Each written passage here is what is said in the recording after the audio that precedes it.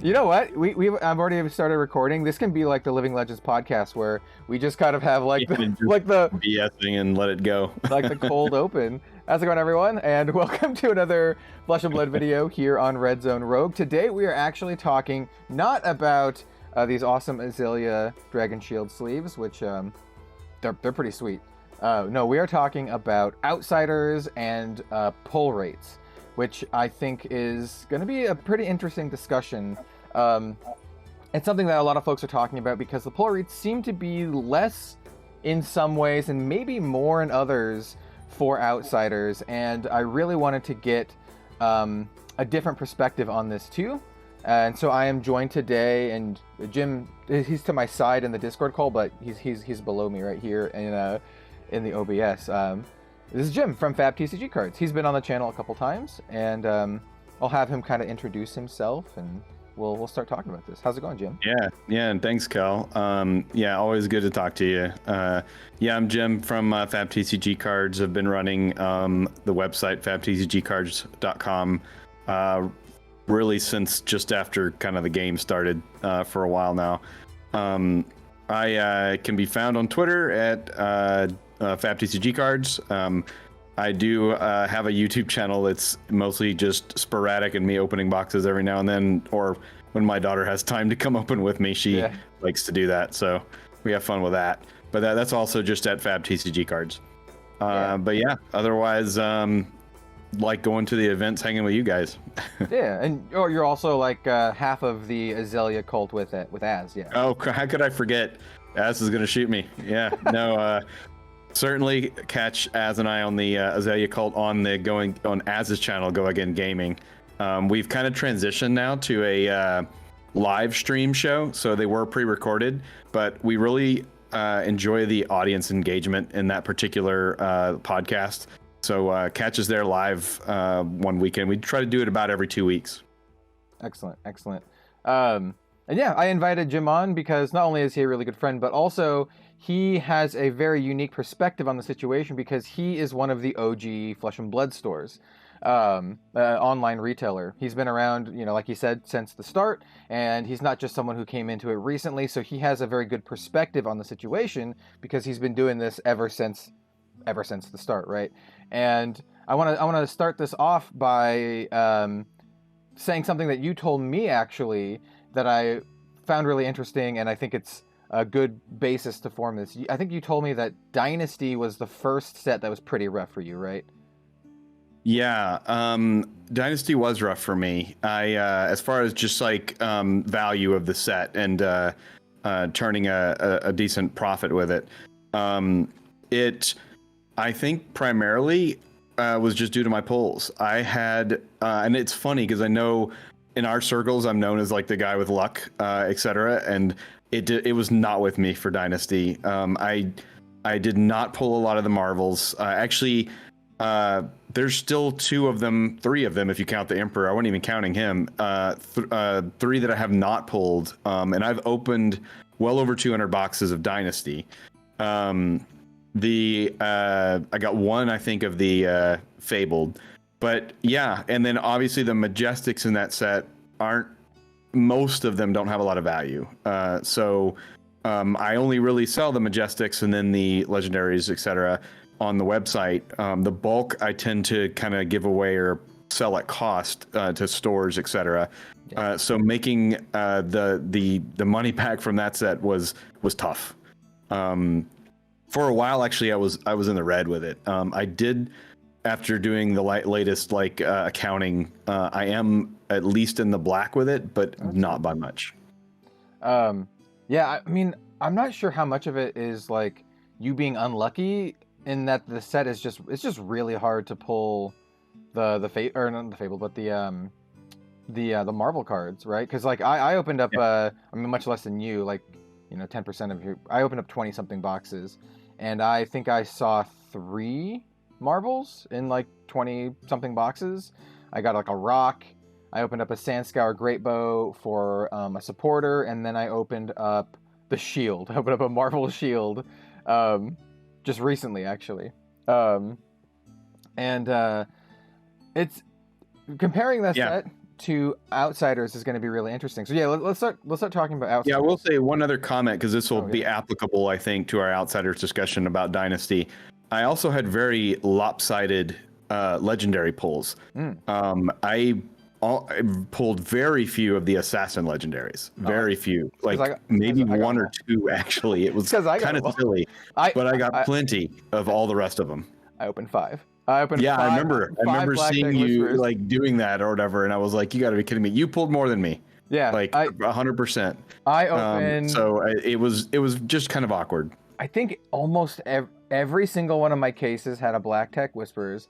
And then when I did the 2-case sponsored box stream, one of those cases also had a Black Tech Whispers in it as well.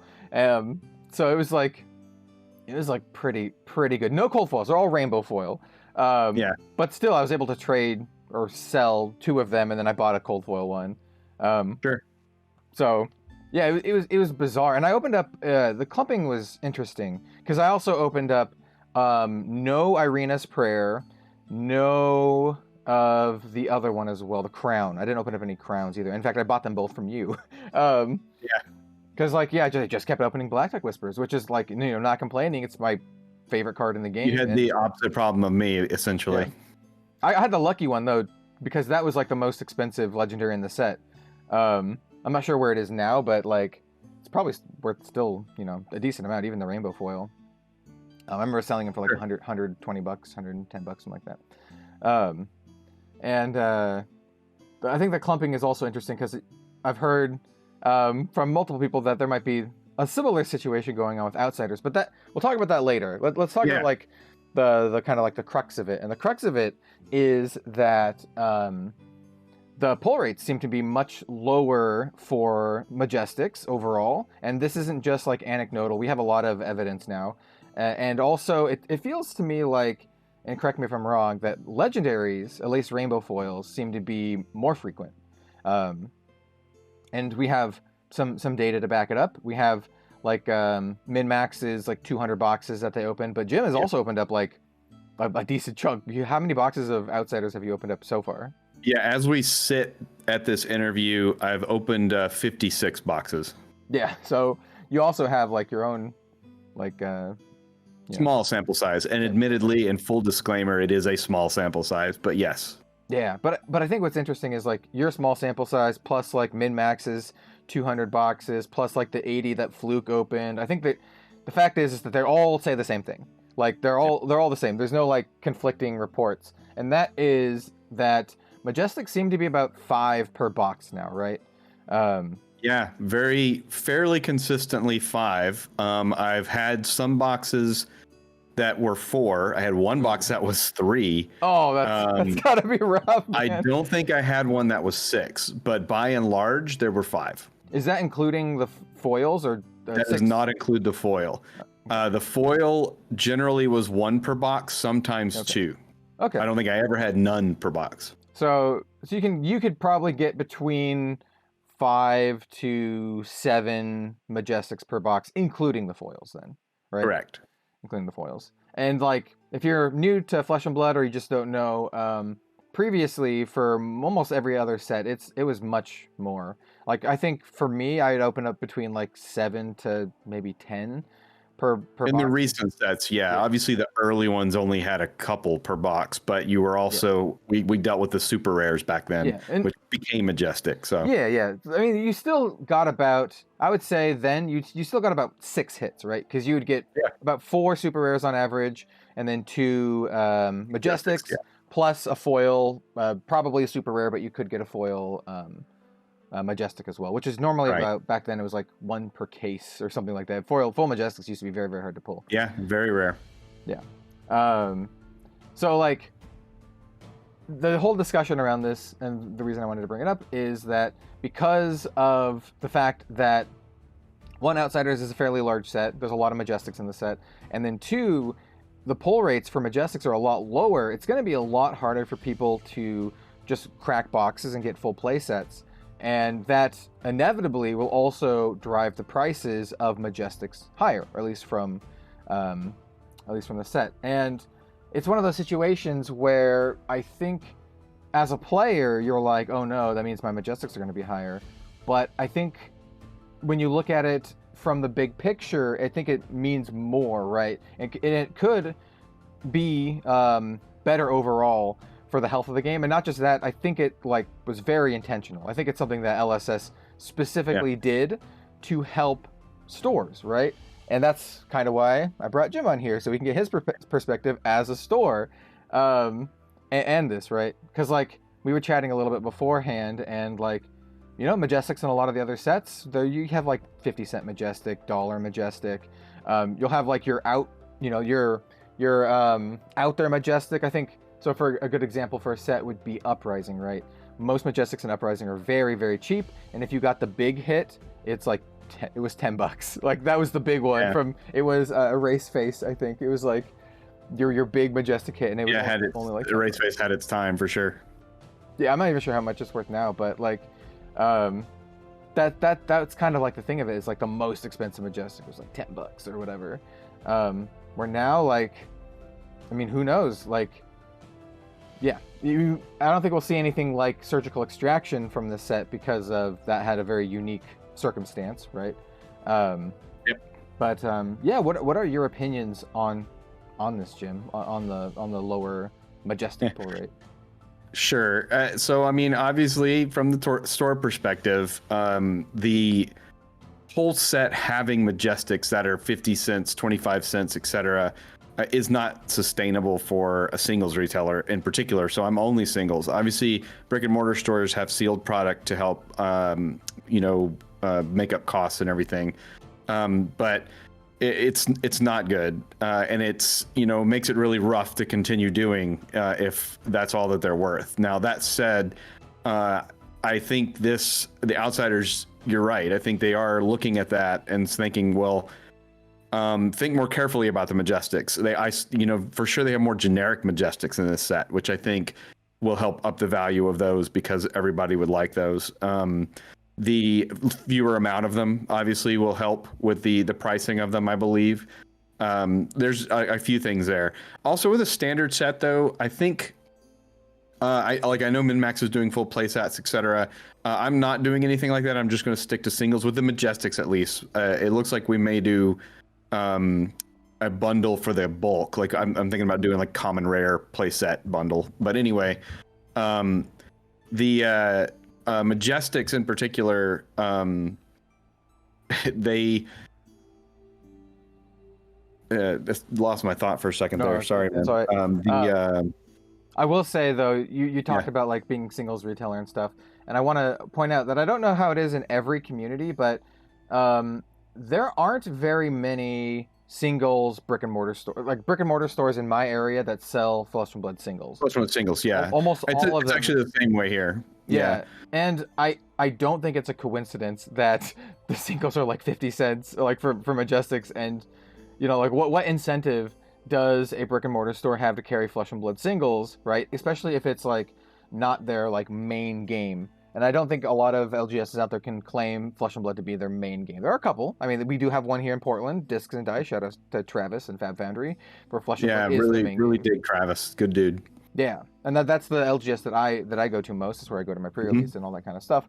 And it is a Flesh and Blood forward store, but I imagine 90+% of them currently are not. They're probably Magic or Pokemon or whatever, with Flesh and Blood as kind of like a ancillary game. And I also would be willing to bet that most of them don't do singles, and there's probably a reason for that. There's probably not a ton of profit in it compared to something like Magic or like Pokemon or whatever, where there's like or compared to effort, like that it takes to file and price and do everything. What I was going to say earlier, sorry, was for players though, in standard sets in particular, I don't think they need those bundle Majestics. Like a lot of players, maybe not collectors, but players aren't going to play every hero. So they're probably only going to get the Majestics for the hero they're most interested in. And then the generics, of course. Luckily though, in Outsiders, I think all the heroes are very interesting. Like I think they're all going to see a lot of play. So for me as a store, that's good because all around now, it looks like we could be doing better on pricing for Majestics. Time will tell. But yeah, with the previous recent sets, there unfortunately was just a lot of Majestics that had very low value, and it's really hard to operate at those prices, essentially. I have, unfortunately, lots of the BCW 800 boxes that just are full of all one type of Majestic from different sets, etc., that they don't sell. They're not, worth enough until maybe they become, relevant.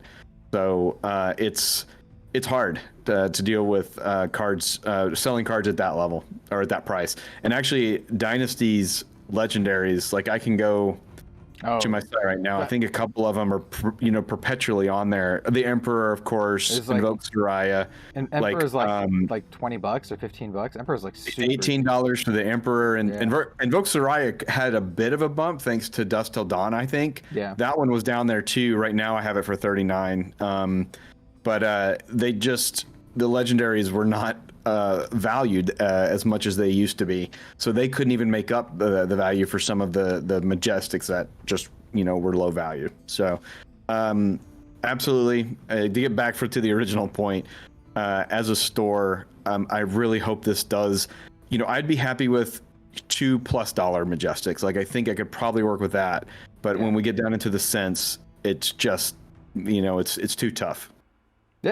Yeah, and we were talking before, it like, even as just like a player, just opening packs or just, opening a box, and I know people out there are like this, maybe you can only afford a box or two, and if you open up a box and it's like three Majestics and they're all like 50 cents, like for the quarter, yeah. You're like, oh, that doesn't feel good. That doesn't feel good. Everybody, player or collector, you want your EV a bit. Like you may not get exactly back right at launch what you paid for the box, but over time, you want your value to go up. It's an investment sometimes, so it does. It's a big feels bad when you crack that box and you get maybe one Majestic that sells for $8 versus the rest of them being 50 cents, like you're saying.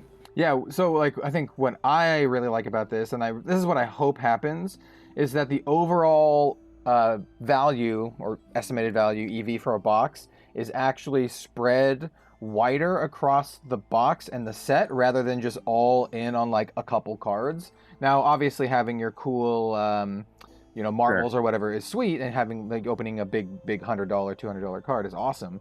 But it's also would be nice to have boxes that aren't absolutely like, a pile. You open up a box and it's worth like $10 or whatever, which always feels really bad. 100%. And on the flip side of that, it really feels that that's what they're trying to do, because they have we have lower Majestic pull rates, but we also seem to have, I don't know if it's more or just more in tune with Dynasty and maybe even Uprising, but it feels like Legendaries are a little bit more frequent, right? Where in the small sample I have so far, absolutely. I went through Dynasty. I could go through several cases in a row without pulling a single legendary, which obviously I'm a store, so like I'm just going to open a bunch anyway and hope that it comes out in averages. But as an individual player, getting a case and not getting a legendary really feels bad. It's a lot less likely to happen with outsiders from what I've seen. You're not guaranteed it, and I have had a case where I didn't get a legendary, but by and large, every case has had at least one. Some have 3. So I think that they called it on the website an average of like 2.2 or something like that. On min-max or something like that? Actually, on the FAB TCG official. Did they? They do it by packs, but it comes out to like 2.2 per case. Okay, yeah. That I think's accurate. I already, with just the 50, so that I've opened, I'm seeing that. I'm seeing just over 2 average per case.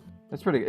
Was that, do you remember if that was only for rainbow foil, or did that include the cold Only foil? Rainbow foil. Okay. Only rainbow foil. So I would say you have a higher chance than that then, because if you factor in your chance for a cold foil one, which seems to be very hard to pull actually, cold foil legendary. I've only pulled, actually I have them right here. I've pulled legendaries, only 2. Well, excuse me. Just 1 actually. Really? 1 legendary and the Fable and cold foil, which was awesome. So I pulled the Fable and the Redback Shroud in cold foil, and then I've so far pulled only one of the parchment codexes, the Marvel codexes. Yeah, and those are the other. Do you have the min max thing up? Yes, I do. So like the other things that I found interesting is that a lot of people saw all the polls from pre-release weekend and they're like, oh, the Fable seems super common. No, it's actually not that common. It's still like probably about the same as like the Blood of Drakai, for example, the Rainbow Foil version specifically, and the Cold Foil version seems very, very hard. Like it seems like more rare than Fabled used to be. I would say it feels like that was by far in their sample of 500. The most rare card was the Cold Foil Fable. Yeah. They had 2 of those in their 500 sample. They had 30, and let me make sure I get it right. Where is it? Oh, excuse me. No, not 30. 17 Rainbow Foil Fables. So that's 2 to 17. Ratio there with that 500. Was it 500 or 200? I've been saying 200. It's 500. 500. Okay. So yeah, it's even like more rare than I thought off the top of my head. So yeah. So 17 out of 500 boxes, right? They did it by box.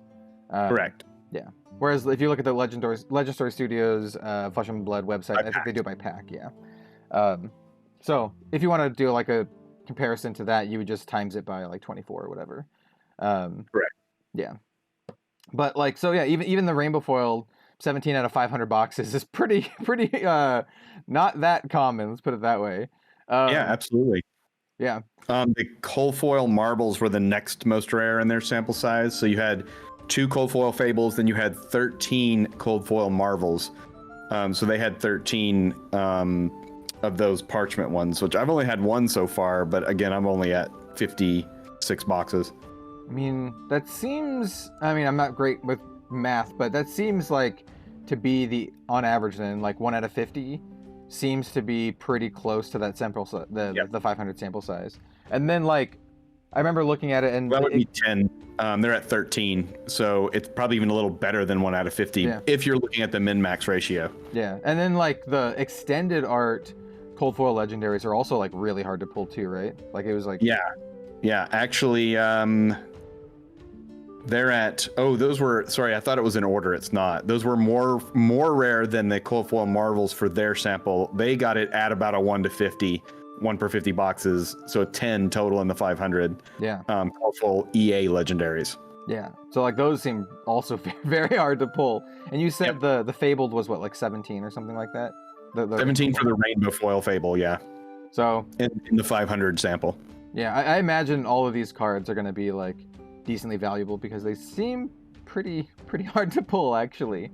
But I think, like we said, for the player side of things, it really does feel like the playable cards, like your Rainbow Foil Legendaries, are going to be much more available. Like they're going to be a lot easier to pull. 100%. And they've obviously, and actually I think Brian said this in one of his recent interviews, and I agree 100%. It's obvious. They've been playing with the pull rates, obviously. How often it is to pull a Fable in either Cold or Rainbow, etc. They've been experimenting with it, or, well, I don't want to say experimenting, but they've been changing it between sets. Yeah, for sure. And I think, I don't want to speak for LSS at all, but it does really feel like that they're trying to spread the value out over like a box, right? So like, if the legendaries are worth a little bit less, but the majestics are worth more, it really feels like you have better EV on average, right? Yeah. Because you have more majestics that are worth more money, and then maybe you instead of having it all be on whether or not you pull like the good legendary in the set, you could have like you have you open up your $50 legendary or whatever, half the time, which is kind of what it seems like, every 1 in 2 boxes seems to have one, and then like your majestics are going to be worth a little bit too. So if you have like 50% chance to pull a legendary at like $50 or whatever, and each majestic's coming in for a couple bucks, it feels a lot easier to like for a reseller, like a single store, to get like your value out of it and make it worthwhile. And I think like it would be.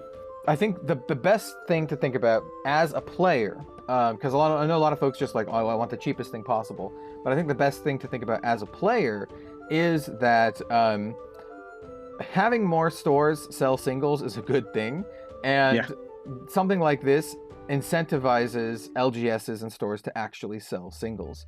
And I hope that's what ends up becoming of this, like overall, that more stores, especially LGSs, start selling Flesh and Blood singles. Because like it'll certainly incentivize them.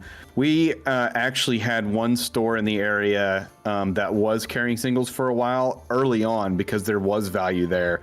And unfortunately, they don't anymore. And I haven't talked to him about it, but I assume it's just because the value wasn't there. Yeah.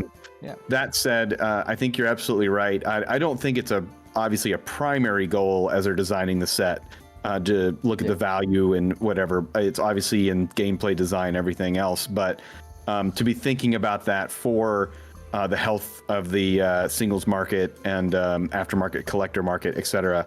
I'm certain they're thinking about that. So you're probably right that some of these decisions were made to help that. Yeah, I mean, I'm also sure like a lot of the pull rates for this stuff were also considered for draft and all that kind of stuff, you know. Yeah. Because if you have too many Majestics opening in draft, it could skew the draft experience and so on and so forth. But yeah. Overall, this video is a little bit longer than I thought it would be. Overall, I think I actually think it's not a bad change at all. And the fact that you're still getting around 5 consistently, I don't think is terrible. It's not that much lower if you're just buying boxes for yourself. You'll get like maybe a couple Majestics less per box, unless you're super unlucky and you get that 3 Majestic box. That was only 1 box. I think it was just an anomaly, probably. Yeah, I mean, it's gonna happen too. Like you'll have the opposite too. Someone will open up a box that has like 8 or something, you know. Sure.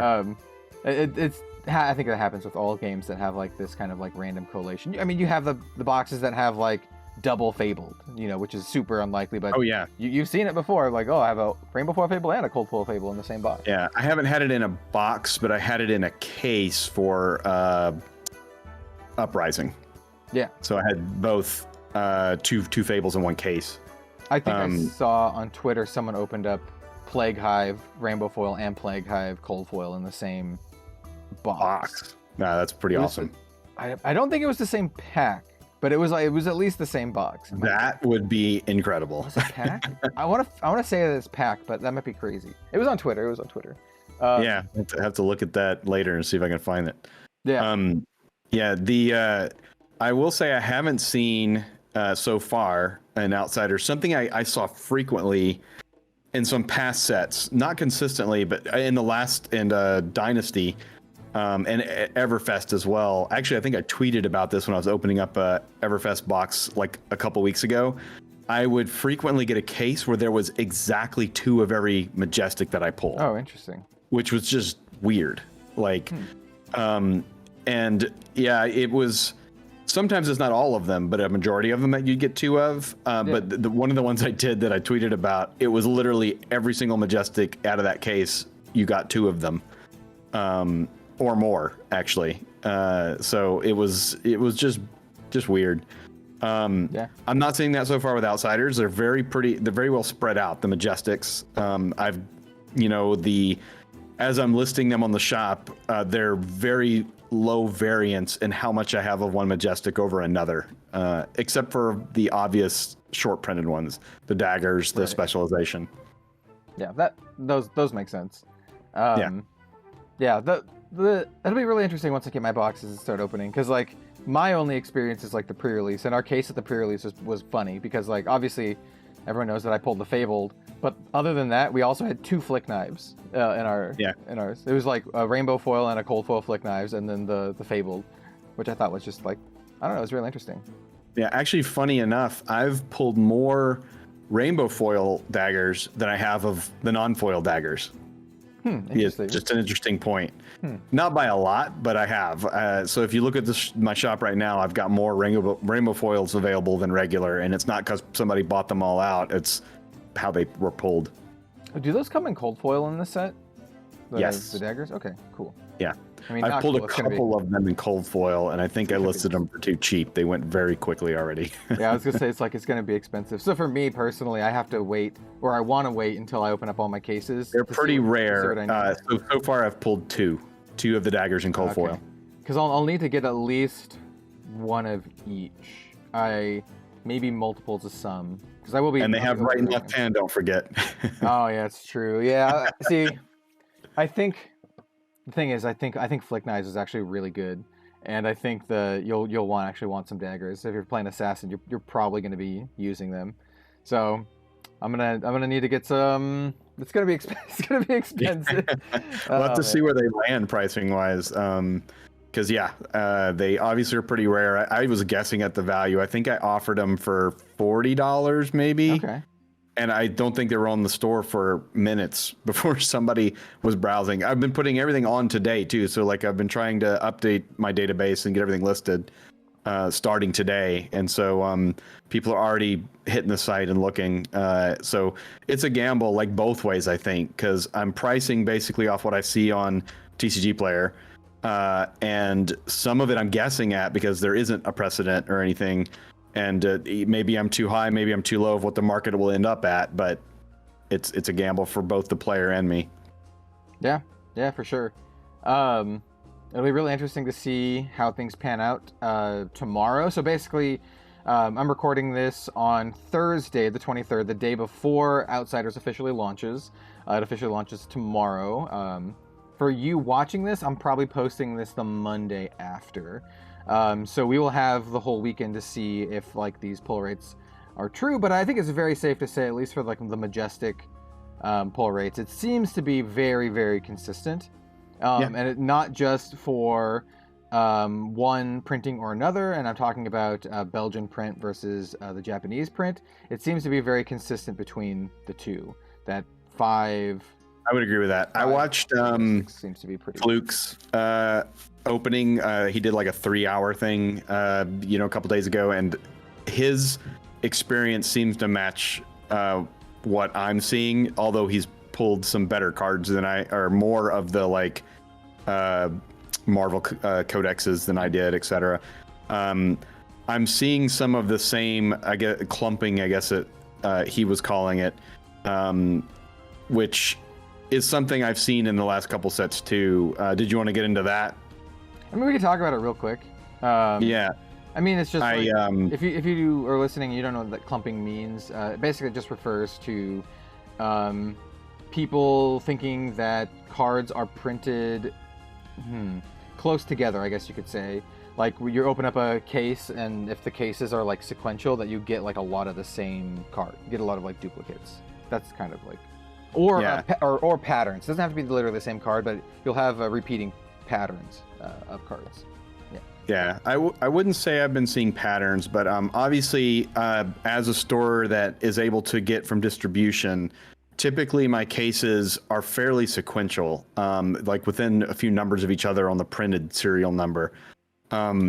So I've definitely seen so far, just to give an example, and I saw this with Dynasty as well, in the legendaries that I've pulled in these 56 boxes. So quick clarification, 52 of the boxes were from the same distributor, all fairly sequential. I had one case that's from a different source that was very off on the serial, so it was very different. So in those 52 boxes, I had 8 redback shrouds, 2 trench coats, 2 quivers, 4 flick knives, and 3 van braces. Basically, really low ranger legendaries, which made me think, well, maybe they're not printed as much, etc. But then looking at the other people's pulls, Fluke's pulls, etc., I don't think that's the case. I think they're printed as much. Just for some reason, I just got several redback shrouds in this pool. Now the case that I opened separate for the whole different serial had 1 trench and 1 quiver. Okay, so it was like the 2 things that I had the least of in one case. So take that, with a grain of salt. But that's kind of like what I think when everybody is saying clumping, that's what they're they're seeing when they have a fairly large sample and they see an overabundance of like one particular card out of a pool that's supposed to be equally distributed, like the legendaries. It's one of those situations where like, even how do I put this? Even if someone opens up 500 boxes and sees something like that, they're like, oh, they opened up, 100 of one legendary and only 20 of another. That could also just be luck for that particular sample size. I think for that, and this is kind of getting into more big picture stuff, you would probably need a bigger sample size of sample sizes. You know what I'm saying? So you probably need multiple different sources of 500 boxes opened to see if it actually is like that, or if it's just kind of like, well, one person maybe just at that lucky. That number, you are seeing like a distributed number of each of all of them. So it'll be interesting. I have several more. I'm not even halfway through my stock, so I have several more boxes to open, and I'll keep collecting this. And obviously, I can tweet out later all my final numbers for my boxes just to add to everybody else's data. And say, show what I've pulled. Yeah, I mean, because for Dynasty, I opened up 5 Black Tech Whispers, and all my boxes came from Forge and Fire. Well, yeah, I bought one case locally, but almost all my boxes. And that's the one I couldn't pull to save my life with my stock. So it's interesting. Yeah. So.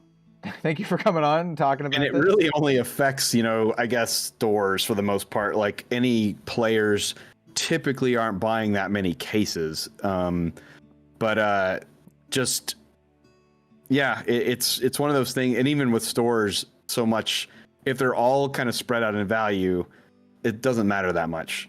That's what I'm getting. I just, as a player, if you buy 6 cases and you get 3 Redbreak Shrouds and no other legendary, it feels kind of bad. Unless you're like me and you pull the one that's the most expensive, and then you're like, oh, sweet. And that's a different game for sure. Yeah. It's like, I put 5 Black Tech Whispers, the most expensive legendary in the set, and also my favorite. And so I was just like, oh, this is awesome. Just a win-win-win for you. Yeah. At the time, they were worth like $100-something bucks, and I was like, yeah, this is sweet. And I just sold 2 of them and bought a cold foil one. From I think I bought the cold foil one from Travis from Fab Foundry. I think I got a rainbow foil for you. I don't remember. I definitely did the commons and rare foils. Jim.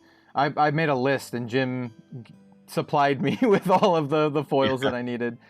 You weren't the only one, actually. I had a couple of others hit me up with the same request. Like, I just want a play set of all of the rare or assassin foils, commons and rares. So I did it for a couple of people, which kind of wiped out my stock. But that's actually what's leading me to do the common and rare play sets with the bulk and just see how that does. Yeah, I'll probably make a list for you after I open up my cases for. Yeah, I always give you first dibs on the rogues. On the assassin stuff. So please. See what I need. Yeah. My big ones will be Spreading Plague, Shakedown, a lot of Majestics. Spreading Plague, Shakedown, Infiltrate, any of the cold foils. Definitely, if you pull another cold foil extended art, Redback Shroud, I definitely need that. So there's gonna be a bunch of stuff that I'm sure I'll make a list for you, because I doubt I'll pull 3. Well, maybe I get lucky. Maybe I do pull 3 foil Spreading Plagues. The codexes. Yeah, maybe that luck continues, man. You pull in the Fable at your pre-release. That's kind of getting you started on a good foot. Pretty good. I do still want a cold foil one though. So, and the thing is like, it's like literally the Fabled for my 2 favorite classes, and I'm gonna be playing it in multiple decks. So like, I would like to also open up more, so I could not have to swap the same one between the decks. Like, so I can just be just have it in there. Because I'm running it in Lexi. I'm probably going to put it in Uzuri. Arachne? I don't know. But I don't know. Well, I'll think about it. I'll think about it. I'm really curious to see what the market is on the Rainbow Foil version. It's going to be really interesting. I did a whole video about the Fabled, and I think overall it is just okay. I don't think it's busted, and I don't think it's unplayable. Some people think it's both. Like, some people think it's busted. Some people think it's like unplayable. Yeah, actually quite the range of opinions there. I think it's probably somewhere in the middle, and it's a very like brute style card, to be honest, because it's just like random. So sometimes roll a dice. Sometimes it can win you the game, and sometimes it'll do absolutely nothing. So we'll see. Yeah, I think you're exactly right. When you have those polarized opinions, generally it's somewhere in the middle. Yeah, like I think overall it'll just be like. I'm gonna think now that we're probably gonna be, obviously these next 2 weeks are off the table for price guessing, because it's gonna be crazy like it always is. Yeah, for sure. But when it settles, I think it's gonna be probably around 150 is my guess, maybe 200. Okay, the rainbow foil. Yeah, I'll throw the rainbow foil fable. Okay, I was thinking like 80 to like 120. That was my guess, because like, I mean, how much is the Blood of Drakai? Like, no one plays it. It's like $50, right? That's an excellent question. I haven't sold one in a while. I can look it up real quick to see what we're at it. Because like that one, it's sort of similar in that you can only play it in like 3 heroes. Technically, you can play it in Emperor, and then you can play it in the 2 siblings, Fi and Dromai. So like 3 classes. This one you can play a lot more. You can play all the Ranger and all the Assassin, so that's 5 different characters currently. But I think it's just better. And it's also just really good for Ultimate Pit Fight. I actually think Plague Hive is one of the cards that no matter... Drakai is at about $82, just FYI. Really? 80? Okay. Yeah. Yeah, then this one's definitely going to be over 100 then, because it's like better. It's like better, and then like also I think it's more fun, and also I think it like just goes in more decks, and it's one of those cards I was going to say, like, no matter how much it's worth now, whenever Ultimate Pit Fight really takes off, this is one of the cards that will spike, like, for sure, because it is because it affects every other player. Yeah, it's a very fun UPF card. So I would agree with that. Yeah. Anyway, thanks. This is kind of like off topic, but yeah, we kind of got off on a tangent, as normal, perhaps. Yeah. I was like, oh, this will be like a 15-minute video, and we're like 45 minutes in now. But well, thank you for coming on and chatting about all this kind of stuff. This is a video that I wanted to do after I saw like the pull rates, and I was like, oh, I should really get like a store's perspective on this, because I think it's a little bit different than I think it's a little bit more nuanced than people just like wanting cheap cards. I think there are definite like advantages of having the pull rates be slightly lower. So thanks for coming on, man. I appreciate Absolutely, it. Dude. Anytime. Yeah.